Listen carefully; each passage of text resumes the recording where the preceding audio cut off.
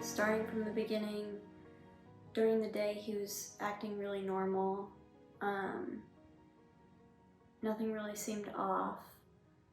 And then late at night, it was probably 11:40, or it was pretty late, it was 11:30 probably, and I noticed that he wasn't in bed, and that was not like him at all. He usually was in bed at a pretty decent time on a school night, and so for him to be sitting on his couch at 11:30, that just didn't make sense to me.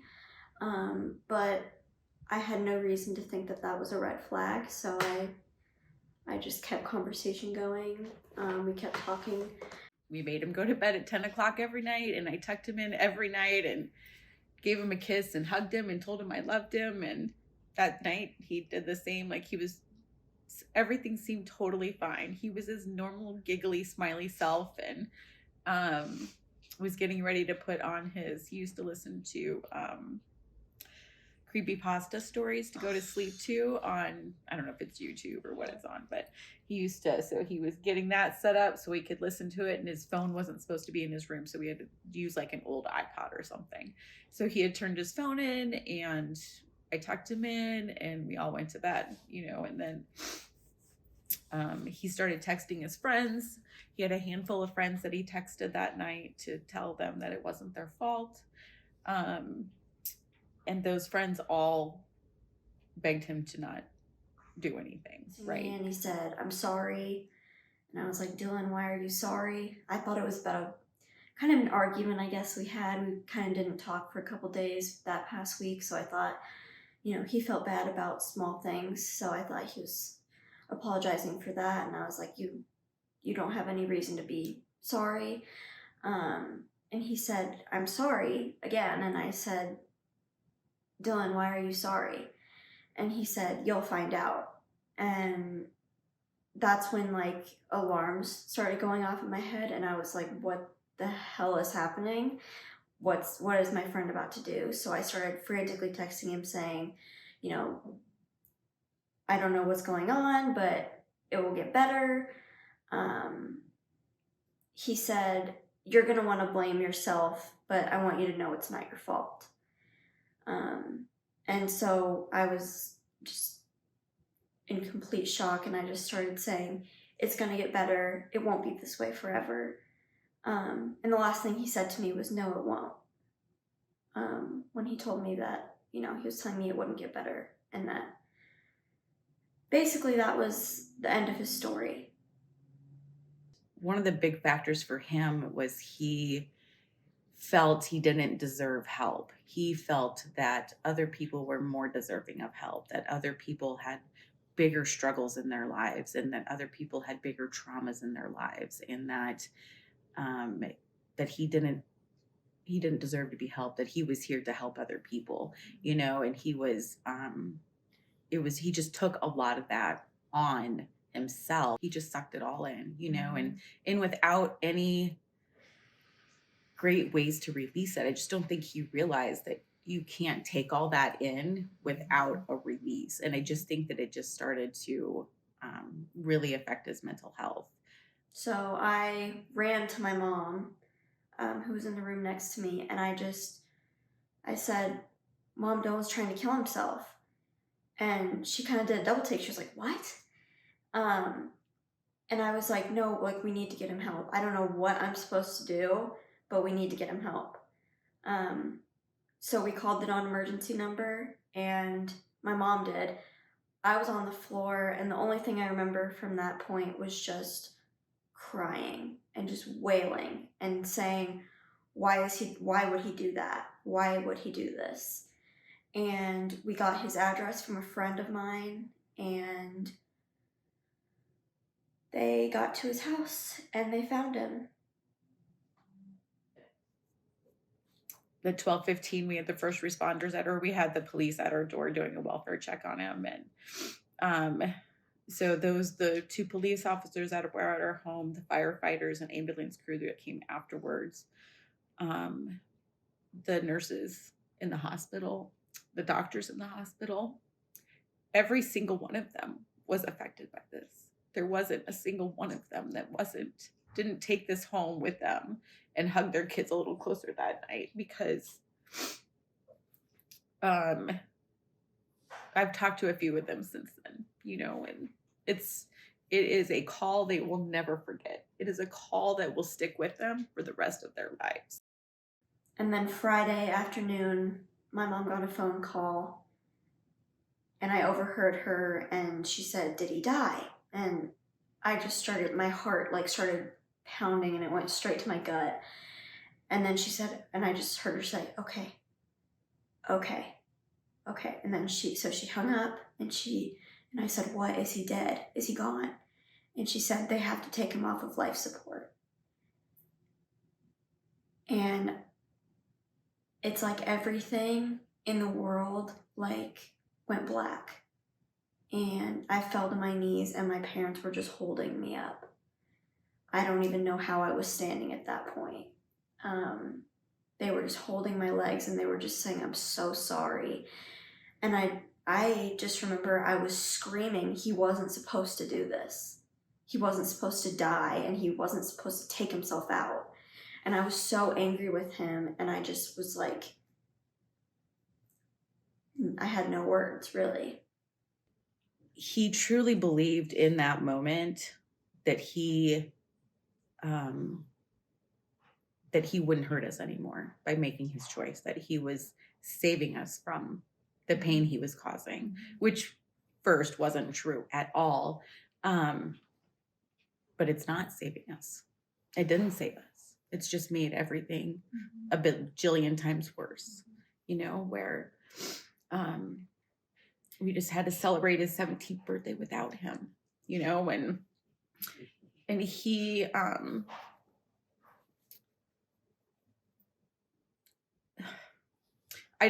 he never understood in that moment the devastation that his death would cause everybody around him. We had, beyond just my immediate family, friends that will feel guilt for the rest of their lives because of it, of not being able to save him. I wake up pretty much every night between 3 and 5 and replay in my head everything that we did, everything that was said, anything that we could have done differently.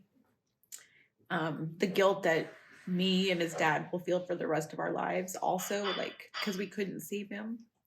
We had teachers stop by our house shortly after, teachers stopping by our house, devastated,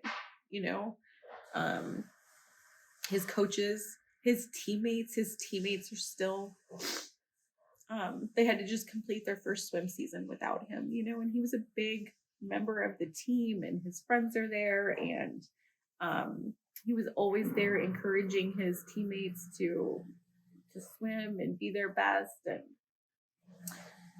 it's so energetic on the sidelines. We used to love to watch him. Just his freshman year, he was always right there on the sidelines, yelling at his friends and encouraging them when they're in the pool and doing all the things that good teammates do.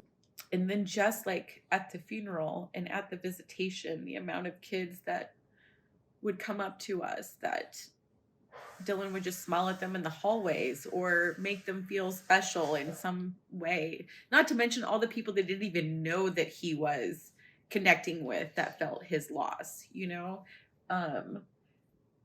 Kids that just saw him in a classroom, that just admired him, or like there are so many people every single day that we're touching, and he touched a lot of people, and he didn't realize that.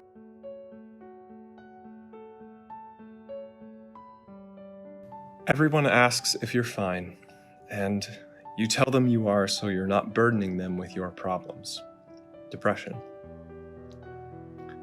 Depression is a mind game, a game against your inner self, a game that is so complex outsiders will never understand.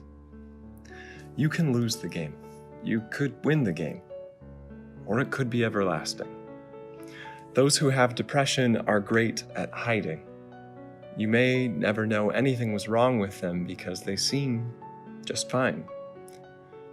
Those who struggle with depression may say they don't want help, but in all reality, help is the very thing that could save their life. The pain a person suffers when dealing with depression is so unbearable they just want everything to be over with, not thinking of the long-lasting effect it may have on others. The people who are left behind are frustrated beyond imagination. They don't understand the why or what may have caused everything to go this way. They question themselves on if they could have done something, anything. The loss hurts in a way some people may never experience. You begin to look back on every moment you had with that person and cherish it even more than you did before. You are in denial that this person is gone, and hope someday they will show up and ask what they've missed or how you've been. You can't wrap your mind around the thought that this happened, nor that this person is really gone. You then become even more furious at people who haven't said anything to them, or even tried to befriend them, but are now saying how much they miss them. But you don't say anything because you are just tired and have nothing left to give or say. You lose a piece of yourself you did not know or think existed. You come to the realization that they are gone and you can't do anything except grieve. You become upset with yourself, asking if you were even a good friend or had some type of impact on that person's life. You ask yourself if there was anything you could have done, just anything. But everyone tells you it's not your fault and you couldn't have done anything to change the outcome. Deep down, your mind is on repeat, going through every moment up to this point. Once you've come to the realization that there was nothing you could do, you feel empty. You feel lost in a world you once thought you belonged to. No one has answers for you, and you try to find answers for yourself, but end up losing sight of what was once very important to you. You are now the one putting up an act for everyone. So you are not burdening them with your problems. You are now very good at hiding. You start to play the game yourself. You begin to shut people out and shut down. You say you're fine when really you're not, and you just want to scream. You just want the pain to go away. You understand the importance of life and how precious it really is. You begin to cherish every moment with people as if it were your last. You feel the need to make everyone happy, so they do not feel the way you feel. And you put on a smile, so they don't have to worry about you. You wish everything could just go back to the way it was before, when they were still here. Over time, the pain does get easier, and you have people that are there for you whenever you need them. These are the people that you are forever indebted to, and who you want to be a part of your life for as long as possible. You begin to accept all that has happened and live on, but never forgetting what happened, how everything made you feel and how it changed you. You eventually find your happy place where you can just let loose and compartmentalize that event to where you can once again enjoy life. As time passes, you have your moments where you are sad, but at the end of the day, you are in a good place and truly happy. So when people ask from time to time how you are and you tell them you're fine, this time you actually mean it. Depression can be overcome, but for some it's harder than it is for others. You have to understand that there are people who do love you and would do anything for you. You're not fighting by yourself. You're not alone. You have people who would give anything to have more memorable moments with you. So you just have to keep fighting until you win, for yourself and for those who care about you. Your inner demons are not real, but the people around you are, and will be there for you. It's not a sign of weakness to ask for help. Depression is real, but so are you. And because of him, I've learned a heartbreaking lesson.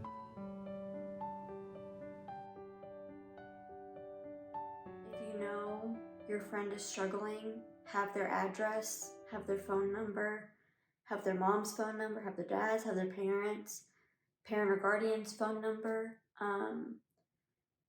have the resources like the suicide hotline available, the crisis line for your county or your state.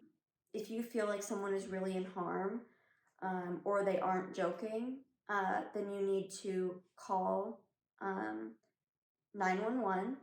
When they answer, you're going to say, "Hi, my friend blank reached out to me telling me that they want to take their life and I'm really worried about them. You really need to go check on them."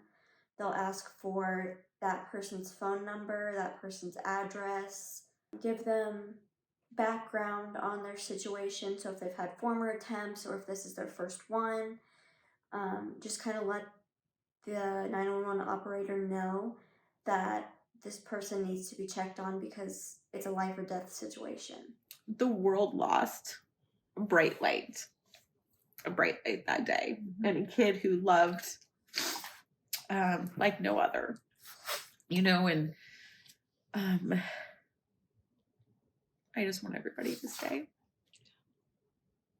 I want to continue Dylan's legacy and share the person that Dylan is and Dylan was. Dylan's suicide does not define who he is. He was a genuine, sweet, compassionate, funny human being, and that's how he should be remembered. So yeah, I guess in that, one of the biggest takeaways and for this project, and the reason I'm doing this, is just choose to stay. Like, in that moment when you only have two choices, to stay or go, choose to stay, because you don't even know where your life is, going to go, what the other people you're touching and how your life is affecting other people around you. You don't even know that. You don't know until you're gone, and then your family is left to pick up the pieces of it, and my life will never be the same. I just think suicide needs to be taken off the table as a choice. That it's not a choice. It is. Right. It's not a choice.